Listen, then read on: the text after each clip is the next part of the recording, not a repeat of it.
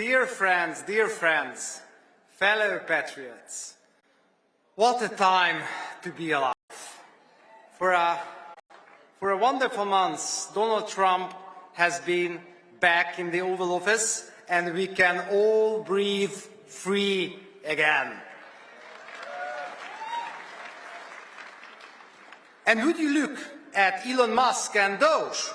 I have never seen so many liberal tears in my life.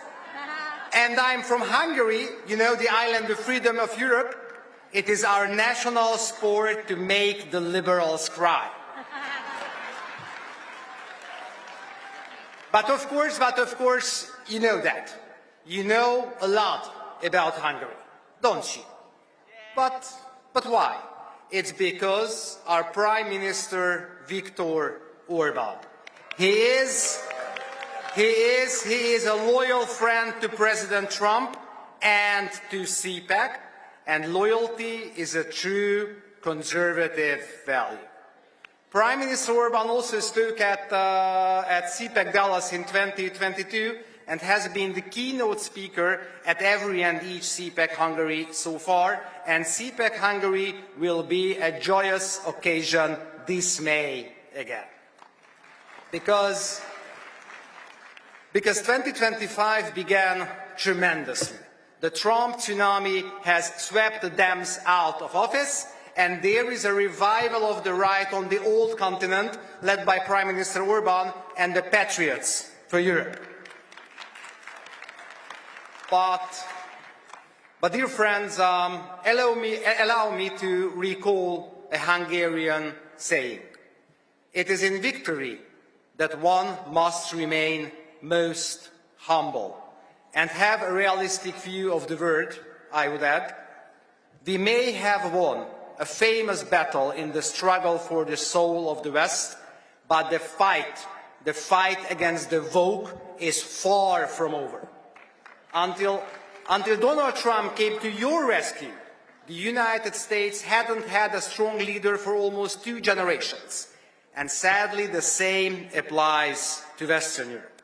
And the lack of leadership and vision has led to a systematic collapse on an economic, political, and security scale. The disease has spread to every and each level of our societies, but its roots are cultural. And culture is a matter of national security. When Elon Musk let the Doge loose at USAID headquarters, he was targeting the root cause.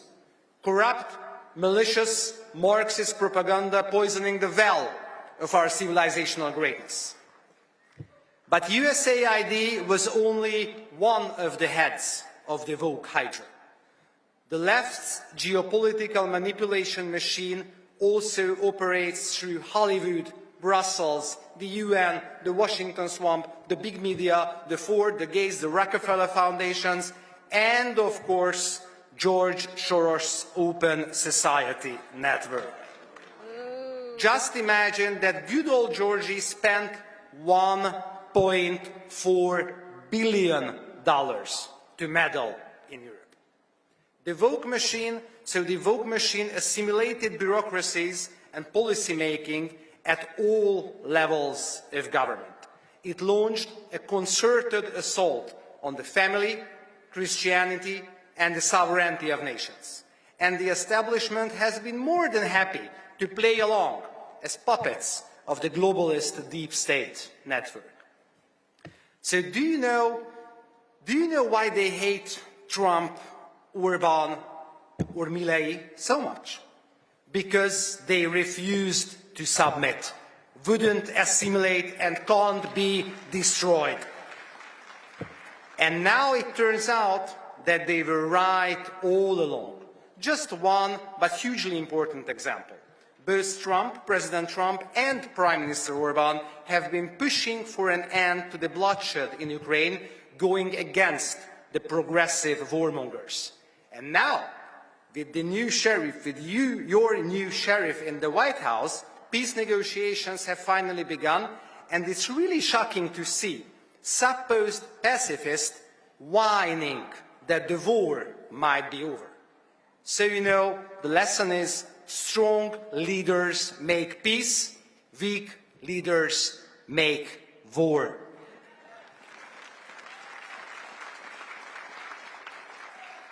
And our civilization is not lost as long as such visionary and charismatic leaders can rise in the Americas and Europe.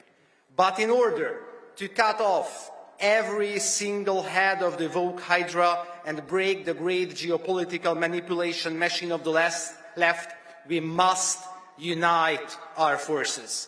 You conservatives, we respect the past, so we should write the future too, and so we will win,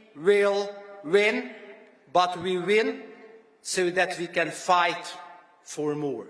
Fight for normality over green jihad, fight for the family, the best thing humanity invented so far, over wokeness, fight for political leadership over bureaucratic dictatorship, fight for national security over open society, and fight for peace, securing life for future generations over the ideology-driven bloodshed of war. You know,